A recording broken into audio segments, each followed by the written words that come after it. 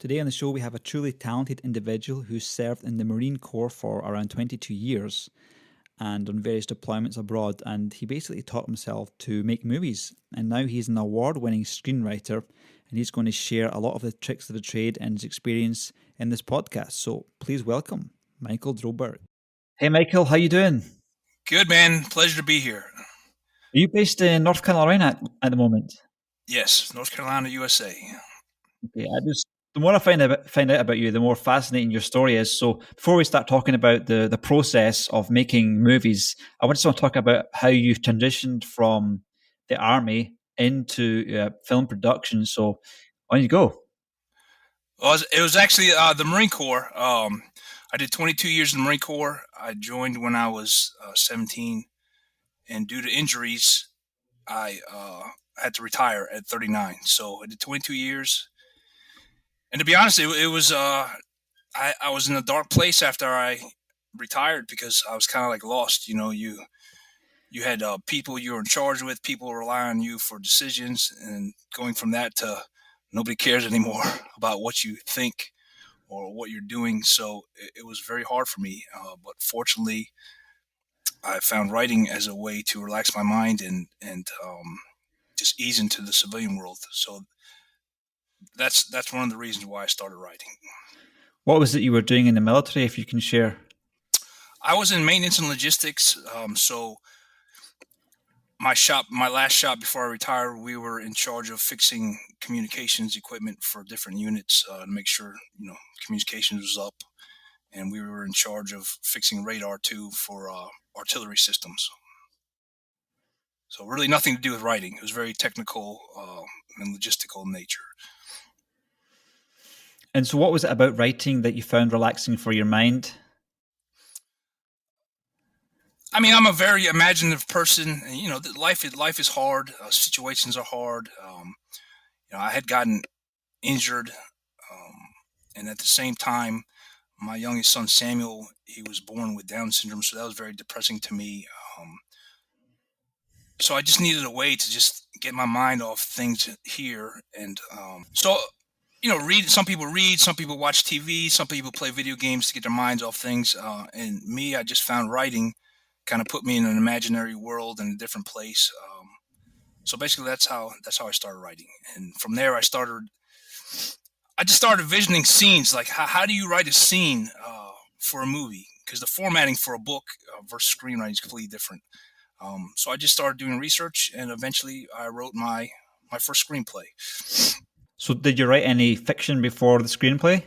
No, no. I wrote a lot of awards in the military, a lot of technical writings as far as equipment and processes on how to fix things. But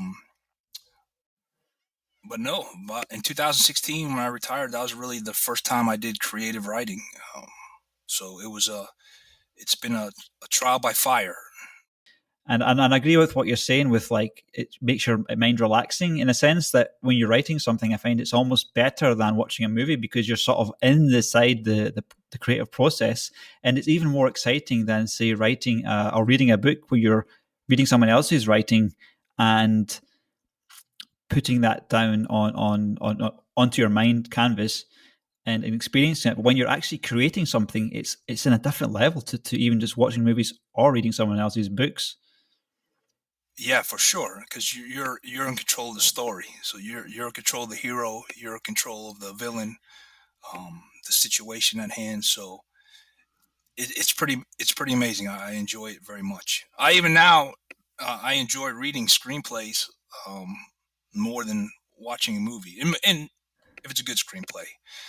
For example, the Book of Eli with Denzel Washington.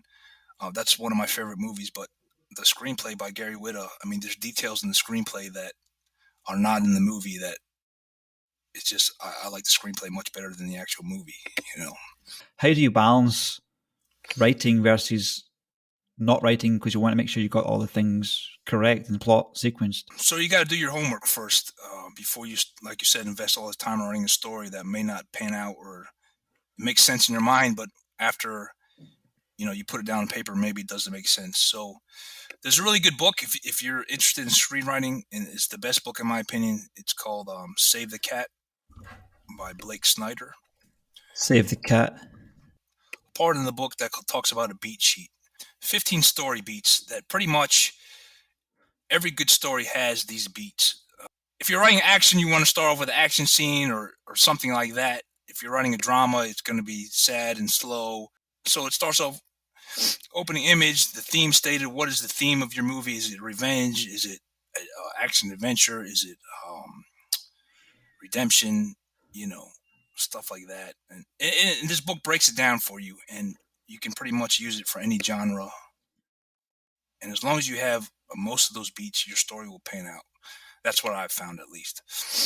I'm looking at your website right now. It's you've got on there like some award-winning writer. So how do you get from the point where you said I want to start writing screenplays to winning awards?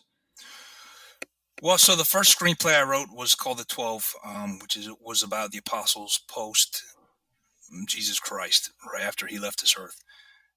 Then the next one, someone said, well, you have a pretty interesting story. You have, you did 22 years in the Marine Corps. You have a son with Down syndrome. So why don't you write about that? So that's what I did. I wrote a screenplay called My Son Sam, which was a fictionalized version of my life and, raising a kid with Down syndrome. And I just entered that into a contest to see how I did. I entered into Scriptapalooza, I think in 2017. Yeah, 2017 or 18. And I ended up placing top 10 out of 3,400. So from that moment on, I decided, well, maybe this is not just a hobby. Maybe this is something I should pursue. And that's pretty much from that point when I took screenwriting serious and started, doing it full time. This is the biggest project you're trying to work on now or get investment for now? I guess Star of Africa is, because we have actors like John Connie and Eric Bana interested. I don't have any A-list actors attached to any of my other projects, so I guess that would be the biggest one right now that's got a lot of hope. But it seems like funding is always the stopping point, and Corona, didn't help things. So, but I'm hopeful about this one. We got a lot of interest. It's going under a rewrite right now with another screenwriter. So we'll see. And that happens a lot too.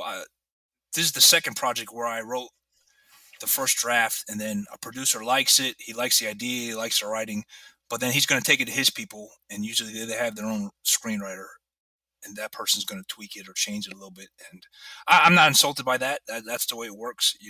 Screenplays and movies are very subjective. So, it seems like that's the nature of the business. Because right now there's just so much content being produced. I mean, you could literally go on to Amazon Prime and watch fresh content 24 hours a day, and you wouldn't get through it. I mean, maybe not 24 hours a day, but you could certainly watch 4 or 5 hours a night of something, and you never have to watch it twice. But when I was younger, we'd watch movies 5, 6, 7, 8, 9, 10 times. I think I'd watched Independence Day 15 times. I pretty much knew every line. Batman Forever was one of the movies I watched, because basically you'd be a bit naughty and you'd record it off of some TV program or someone else's one, and you would you wouldn't have a streaming service, and you wouldn't have the money, because we grew up really, really poor, so I couldn't really afford to rent movies. So I just ended up watching. I have a little collection of 20 bootlegged or recorded off the TV movies that I watched again and again and again. But now it's just unbelievable the amount of content you have, and really high quality content. Yeah, Netflix and Amazon and Hulu, all those people are streaming services are changing the game. I mean, I don't think the theaters are ever going to bounce back. I mean, maybe they will a little bit, but not to the level they used to be. I mean, people with Corona, with the price of tickets, people just rather watch it at their home TV, which is good for the writers, because they're, like you said, there's all these channels, and they need content. They need new content. So it's not like back in the 90s where maybe there was only 10 to 20 movies released a month, for theatrical purposes. Now, every month there's probably hundreds that channels need.